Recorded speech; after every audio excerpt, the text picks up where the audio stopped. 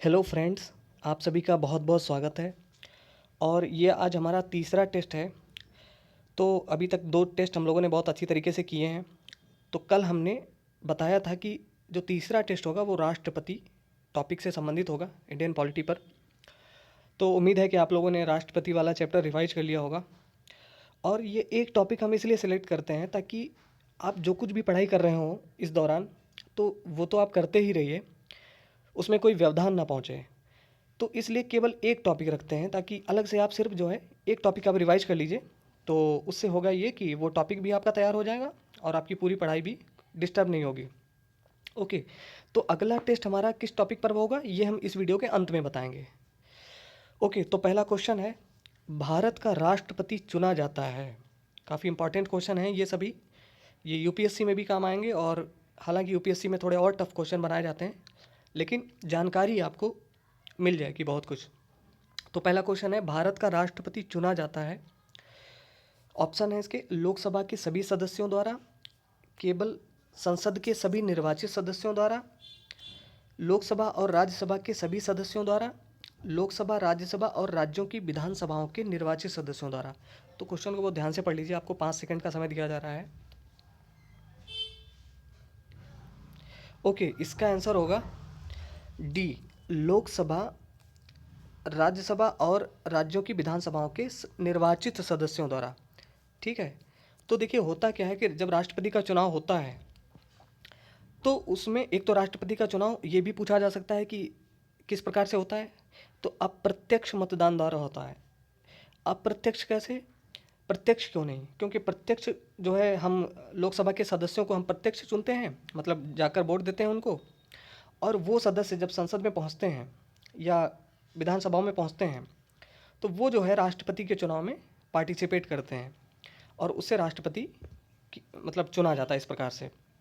लेकिन एक बात और इम्पॉर्टेंट यहाँ पर है कि इसमें सिर्फ निर्वाचित सदस्य ही भाग लेते हैं राष्ट्रपति के चुनाव में, मनोनीत सदस्य भाग नहीं लेते। ठीक है। ना तो विधानसभा, मतलब ना तो लोकसभा या राज्यसभा के किसी भी प्रकार से मनोनीत सदस्य भाग नहीं लेते राष्ट्रपति के चुनाव में, सिर्फ निर्वाचित सदस्य ही लेते हैं, वो भी लोकसभा, राज्यसभा और विधानसभाओं के। ठीक है। यूपीएससी में पूछा जा सकता है कि विधान परिषद भी दिया जा सकता है, तो विधान परिषद के सदस्य भी भाग नहीं लेते राष्ट्रपति के चुनाव में। कौन कौन से सदस्य भाग लेते हैं? लोकसभा के निर्वाचित सदस्य, राज्यसभा के निर्वाचित सदस्य और राज्यों की विधानसभाओं के निर्वाचित सदस्यों। ठीक है। ओके, इसके बाद है नेक्स्ट क्वेश्चन, राष्ट्रपति के उम्मीदवार के लिए क्या आवश्यक नहीं है? ये जो नहीं है ना, इसको बहुत ध्यान से आप पढ़ा करिए प्लीज़। ये बहुत कन्फ्यूजन क्रिएट करता है। तो राष्ट्रपति के उम्मीदवार के लिए क्या आवश्यक नहीं है? तो 3 चीज़ें इसमें ऐसी हैं जो आवश्यक हैं, उसको छोड़ दीजिए, बाकी वही जो बचेगा वही इसका आंसर है। तो क्या क्या राष्ट्रपति के उम्मीदवार के लिए आवश्यक होना चाहिए, उन 3 को आप देख लो, बाकी जो बचेगा वही आंसर है। ओके, पहले इसका आंसर बता देते हैं। इसका आंसर होगा बी, पढ़ा लिखा। तो देखिए, राष्ट्रपति जब चुनाव लड़ता है राष्ट्रपति के उम्मीदवार बनने के लिए, एक तो उसकी आयु 35 वर्ष की होनी चाहिए कम से कम, लोकसभा का सदस्य चुने जाने की योग्यता भी होनी चाहिए उसके पास, और तीसरा देश का नागरिक भी होना चाहिए। लेकिन राष्ट्रपति बनने के लिए पढ़ा लिखा होना आवश्यक नहीं है। ठीक है। चाहे पढ़ा लिखा हो या चाहे पढ़ा लिखा ना हो, तो भी राष्ट्रपति बन सकता है। ओके, तो इसका आंसर होगा बी। एक और है, यहाँ पर एक और बात बता दें, ये पॉइंट बहुत इंपॉर्टेंट है कि लोकसभा का सदस्य चुने जाने की योग्यता रखता हो। ठीक है। यूपीएससी में जो क्वेश्चन बनाया जाएगा उसमें आपको दे देंगे कि संसद का सदस्य चुने जाने की योग्यता रखता हो, कंफ्यूज करने के लिए, तो ध्यान रखें आप। ओके, तो इसका आंसर होगा पढ़ा लिखा, मतलब पढ़ा लिखा होना कोई आवश्यक नहीं है, क्योंकि यहाँ नहीं है पूछा गया है। इसके बाद है, किस अनुच्छेद के तहत संघ की कार्यपालिका शक्ति राष्ट्रपति में निहित है? कुछ अनुच्छेद भी इंपॉर्टेंट बहुत हैं, वो पूछ लिए जाते हैं पीसीएस एग्जाम में। तो संघ की कार्यपालिका शक्ति राष्ट्रपति में निहित है, ये किस अनुच्छेद में दिया गया है? प्लीज़ आप अपने स्कोर भी काउंट करते रहिए, और अंत में आप हमें बताएंगे कि आउट ऑफ 10 कितना स्कोर आपका रहा। ठीक है, ये कमेंट में आप ज़रूर बताएंगे। ओके, इसका आंसर होगा अनुच्छेद 53। अनुच्छेद 53 के तहत संघ की कार्यपालिका शक्ति राष्ट्रपति में निहित है। ठीक है, या कह सकते हैं कि केंद्र सरकार की अधिशासी शक्तियों को किस में निहित किया गया है, तो भारत के राष्ट्रपति में। ठीक है, इस प्रकार से भी क्वेश्चन पूछा जा सकता है। नेक्स्ट क्वेश्चन है, राष्ट्रपति पर महाभियोग लगाने का अधिकार किसे है? राष्ट्रपति पर महाभियोग भी लगाया जा सकता है और इसकी एक विधिवत एक प्रक्रिया है। इसके ऑप्शंस हैं, राष्ट्रपति पर महाभियोग लगाने का अधिकार किसे है? लोकसभा को सिर्फ राज्यसभा को, संसद के दोनों सदनों को, या लोकसभा, राज्यसभा व राज्य की विधानसभाओं को? काफ़ी इंपॉर्टेंट क्वेश्चन है। तो इसका आंसर होगा संसद के दोनों सदनों को राष्ट्रपति पर महाभियोग लगाने का अधिकार प्राप्त है। देखिए, ये जो चौथा ऑप्शन यहाँ पे दिया गया ना, ये कंफ्यूज करने के लिए दिया गया, क्योंकि लोकसभा, राज्यसभा व राज्य की विधानसभाएं ये सब जो है राष्ट्रपति के चुनाव में तो भाग लेती हैं, लेकिन महाभियोग जब राष्ट्रपति पर लगाया जाता है तो सिर्फ संसद के दोनों सदन मिलकर लगाते हैं। ठीक है, इसके बाद है, और क्यों लगाया जाता है राष्ट्रपति पर महाभियोग? कोई भी असंवैधानिक कार्य करने पर, यानी संविधान का उल्लंघन करने पर संसद के दोनों सदन, किसी भी सदन से मतलब इसकी शुरुआत की जा सकती है अभियोग लगाने की। ठीक है, ओके, इसके बाद है नेक्स्ट क्वेश्चन, भारत का राष्ट्रपति अपना त्यागपत्र किसको सौंपते हैं? अगर राष्ट्रपति चाहें त्यागपत्र देना तो किसे देना चाहेंगे? इसका आंसर होगा उपराष्ट्रपति को। तो भारत का राष्ट्रपति अगर त्यागपत्र सौंपते हैं तो वो भारत के उपराष्ट्रपति को सौंपेंगे। ओके, इसके बाद है नेक्स्ट क्वेश्चन, भारत का राष्ट्रपति किसकी नियुक्ति नहीं करता? ठीक है, इसको मैंने हाईलाइट कर दिया यहाँ पे, नहीं को।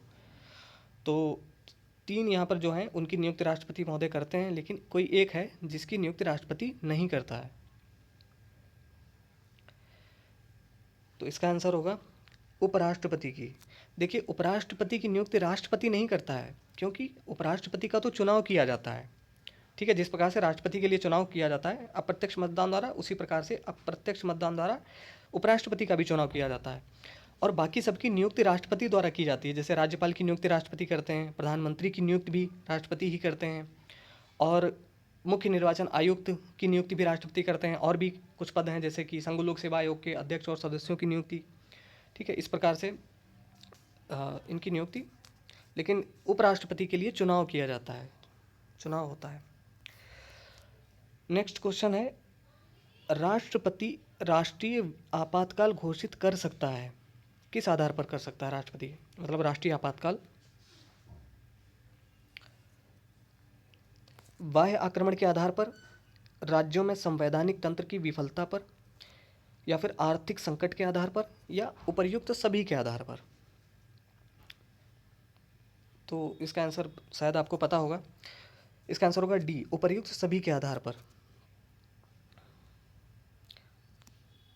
नेक्स्ट क्वेश्चन है, किस अनुच्छेद के अनुसार प्रधानमंत्री की नियुक्ति राष्ट्रपति करता है? तो ये बहुत इंपॉर्टेंट है, क्योंकि करंट में आप देख रहे हैं आजकल, मतलब चुनावी माहौल में ये क्वेश्चन इंपॉर्टेंट है, काफ़ी पूछा जा सकता है कि किस अनुच्छेद के अनुसार प्रधानमंत्री की नियुक्ति राष्ट्रपति करता है। काफ़ी इंपॉर्टेंट क्वेश्चन है, पूछा भी जा चुका है ये। इसका आंसर होगा अनुच्छेद 75, अनुच्छेद 75 के अनुसार प्रधानमंत्री की नियुक्ति राष्ट्रपति करता है। अब आप सोच रहे होंगे कि अनुच्छेद कैसे याद किए जाएं, तो देखो यार, सारे अनुच्छेद नहीं याद करने आपको, कुछ बहुत ही इंपॉर्टेंट अनुच्छेद हैं, सिर्फ उनको ही याद करना है, वही पूछे जाते हैं। जैसे कि ये अनुच्छेद 75, इसको आप याद कर लीजिए, नोट कर लीजिए कि अनुच्छेद 75 के अनुसार प्रधानमंत्री की नियुक्ति राष्ट्रपति करते हैं, और फिर प्रधानमंत्री की सलाह से अन्य मंत्रियों की नियुक्ति भी राष्ट्रपति ही करते हैं। ओके, नेक्स्ट क्वेश्चन है, राष्ट्रपति की क्षमादान की शक्ति का उल्लेख किया गया है किस अनुच्छेद के तहत? ये भी काफ़ी इंपॉर्टेंट है। जो इंपॉर्टेंट टॉपिक्स हैं, मतलब कुछ बहुत महत्वपूर्ण बातें हैं, जैसे क्षमादान की शक्ति राष्ट्रपति की काफ़ी महत्वपूर्ण बात है, तो ये किस अनुच्छेद के तहत? इसका आंसर होगा अनुच्छेद 72, आर्टिकल 72 अनुच्छेद 72 के तहत राष्ट्रपति को क्षमादान की शक्ति प्राप्त है। तो क्षमादान की शक्ति, अगर किसी को मृत्युदंड से क्षमादान की मतलब भी क्षमा कर सकता है राष्ट्रपति, अ, उसकी सज़ा को कम कर सकता है, सज़ा को परिवर्तित भी कर सकता है। तो ये जो न्यायिक शक्ति राष्ट्रपति को जो प्राप्त है मतलब क्षमादान की, इसका उल्लेख अनुच्छेद 72 में किया गया है। इसके बाद है, ये भी बहुत इंपॉर्टेंट क्वेश्चन है, कौन सा अनुच्छेद राष्ट्रपति को उच्चतम न्यायालय से परामर्श करने की शक्ति प्रदान करता है? राष्ट्रपति को जब भी विधि के मामलों में अगर कोई जानकारी चाहिए होती है तो वो उच्चतम न्यायालय से परामर्श कर सकता है, लेकिन किस अनुच्छेद के तहत? ये अनुच्छेद काफ़ी इंपॉर्टेंट है। इसका आंसर होगा अनुच्छेद 143। तो आर्टिकल 143 के तहत राष्ट्रपति उच्चतम न्यायालय से परामर्श प्राप्त कर सकते हैं। एक और, जैसे यूपीएससी में पूछा जाता है कि क्या अनुच्छेद 143 के तहत राष्ट्रपति जो उच्चतम न्यायालय से परामर्श प्राप्त करते हैं, क्या वो राष्ट्रपति के लिए बाध्यकारी है? मतलब कि जब वो उच्चतम न्यायालय से कोई परामर्श प्राप्त करते हैं और उच्चतम न्यायालय ने जो परामर्श उनको दिया है राष्ट्रपति महोदय को, क्या उस परामर्श को मानना राष्ट्रपति के लिए बाध्यकारी है कि नहीं है? तो बाध्यकारी नहीं है। इस मामले में उच्चतम न्यायालय का जो परामर्श होता है राष्ट्रपति के लिए, वो बाध्यकारी नहीं होता है। ये उसके विवेक पर है राष्ट्रपति के लिए कि चाहे वो उसको माने या ना माने। ओके, तो दोस्तों आउट ऑफ 10 आपके कितने क्वेश्चन सही हुए आपको पहले से पता थे? ठीक है, क्योंकि हमने टॉपिक पहले ही बता दिया था, तो आपने ज़रूर ही इसे रिवाइज कर लिया होगा इस चैप्टर को। तो आप हमें बताएं कि कितने क्वेश्चन आपके सही हुए, आपको पता थे। और जो अगला टेस्ट हमारा होगा वो जीव विज्ञान पर होगा, बायोलॉजी के लिए। और बायो में भी जीव विज्ञान की उपशाखाएं, इससे संबंधित क्वेश्चन पूछ लिए जाते हैं ना, कि सेरीकल्चर किसे कहते हैं, हॉर्टिकल्चर किसे कहते हैं, जेनेटिक्स के अंतर्गत किसका अध्ययन किया जाता है, मतलब क्या होता है। तो ये वाला जो चैप्टर है आप कैसे भी किसी भी तरीके से आप तैयार कर लें और उससे हम क्वेश्चन बना लेंगे, और जो है आपका ये टॉपिक भी अच्छी तरीके से तैयार हो जाएगा। ओके, तो दोस्तों प्लीज़ कमेंट करके आप हमें स्कोर ज़रूर बताएं, और ये वीडियो कैसा रहा हमें ज़रूर बताएं। और प्लीज़ आप इसे शेयर भी करें उन लोगों को जो लोग प्रिपरेशन कर रहे हैं स्टेट पीसीएस के लिए। ये वीडियो देखने के लिए आप सभी का बहुत बहुत धन्यवाद। आपका दिन शुभ हो।